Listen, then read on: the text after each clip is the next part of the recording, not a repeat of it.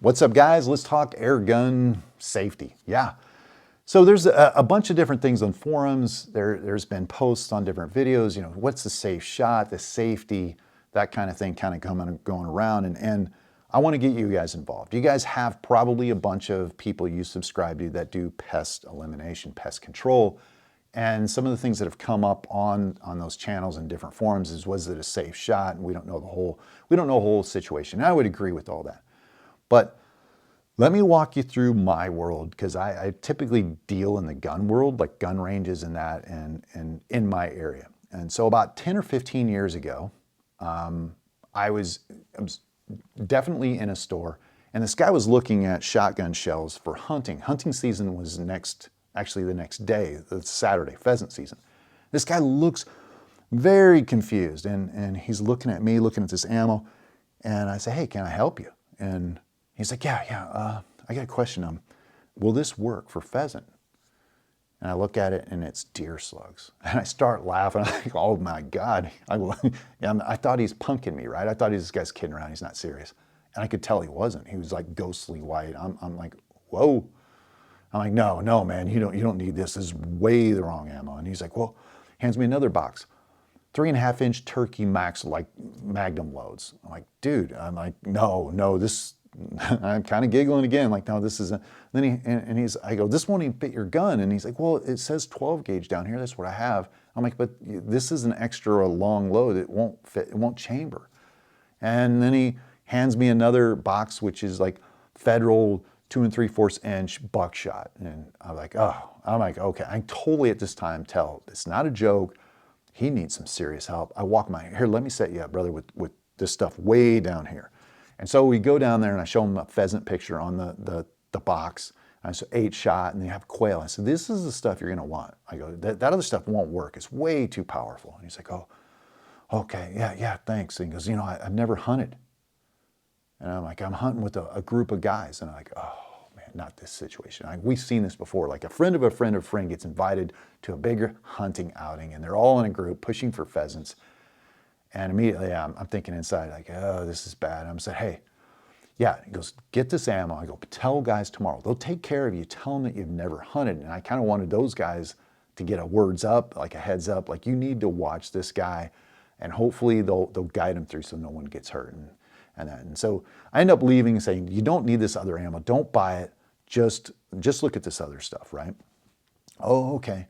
And as I'm leaving and kind of circling back around, I see he just takes up. He was acting like he's going to put the other ammo away. He just bought every ammo he could see because he doesn't know. He doesn't really believe me all the way. He's so new to the game, right? New to pheasant hunting and that. And these stories go on. I mean, I can go on and on.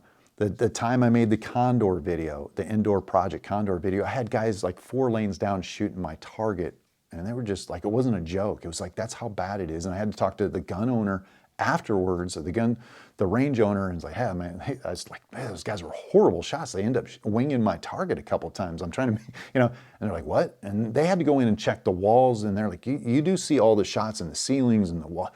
This stuff costs us money. I understand that. So the thing is, most of us, if you're in 40, 50 years old, you've been through the old hunting education, 12 to 13, pass your hunting test. But look at the new guys coming in.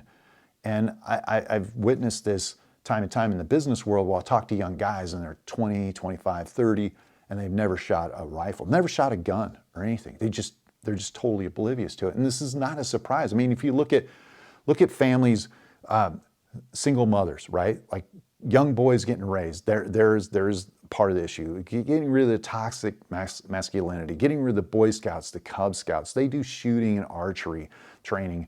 All this stuff, the brothers, the families are smaller. They're not as cohesive.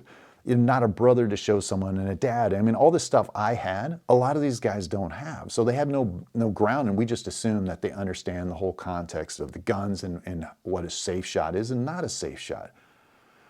Yeah, you can see the issue. So for you guys to help out on YouTube with safety and trying to put things in perspective, I mean, it's greatly different me shooting in Nebraska at squirrels versus someone in San Fran or someone in Philadelphia that has a backdrop, and you see cars and houses and that kind of stuff, and You know, is it really necessary to use a 100-pound foot gun, 30 cal, or can you use a 12 foot-pound, which would be totally great?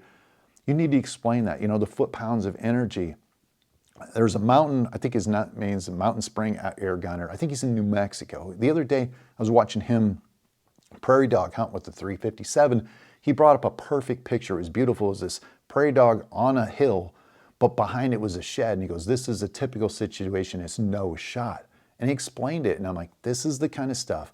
As content creators, new guys to the field, if you explain this stuff, they'll come back. They'll actually like, wow, I learned something from this guy. This is a good indication. Safety in that. Too many times, you know, we have these pest control videos where they're just going on and on. They're blowing stuff away. And they're like in Florida shooting iguanas, and you're kind of questioning like, man, you're kind of aiming high up. You better have a backdrop in that kind of situation. So the things you guys can do, the people watching this and subscribers, is just ask them to clarify it. Like, hey, can you clarify what a shot, no shot situation is? Or can you explain what kind of foot-pounds of energy you're using and why, and all that. And that will make them a better content creator. It will make the viewers more educated in what's going on in that. So it's just overall awareness. And from a safety standpoint, we all have like mishaps. It just happens. Like they run scenarios on with Navy SEALs.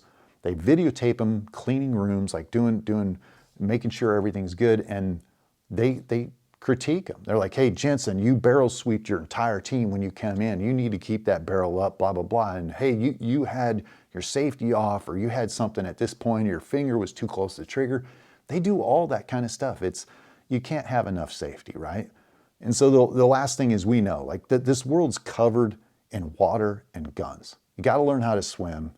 You got to learn how to secure a firearm. And I think that's eventually what's happening now, where you have a bunch of guys that are 20 years old, and then they get 25, 30, they get a wife, they get a house, and they call security or the police, and they don't show up for 10 minutes, and then they want to take security in their own hands, and there you have the issue. Or they get a firearm or an air gun, and they have their wife's complaining about the rabbits eating all the garden food or something, and they want to clean house that way. Yeah, it all kind of eventually gets there for most of the people. It's the way we kind of help them out along the way. That's what this channel is about, the beginning stuff. I'm not so much on the expert level, but just the basics can help out a lot. So there you go, guys. That's it. Got comments, questions below. Help me out. Hit that subscribe, and hopefully I'll see you next week.